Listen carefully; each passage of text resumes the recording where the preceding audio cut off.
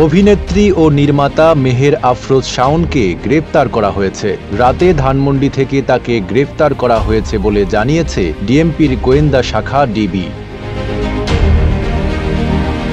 ডিএমপির অতিরিক্ত কমিশনার রেজাউল করিম মল্লিক ঢাকা পোস্টকে বলেন, রাষ্ট্রীয় ষড়যন্ত্রের অভিযোগে রাজধানীর ধানমন্ডি এলাকা থেকে আজ রাতে গ্রেপ্তার করা হয়েছে শাওনকে। তাকে ডিবি কার্যালয়ে নেওয়া হচ্ছে।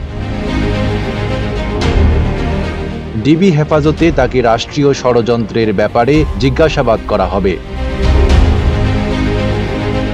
আগামীকাল তাকে সুনির্দিষ্ট মামলায় আদালতে উত্থাপন করে রিমান্ড চাওয়া হবে বলেও জানান এই কর্মকর্তা।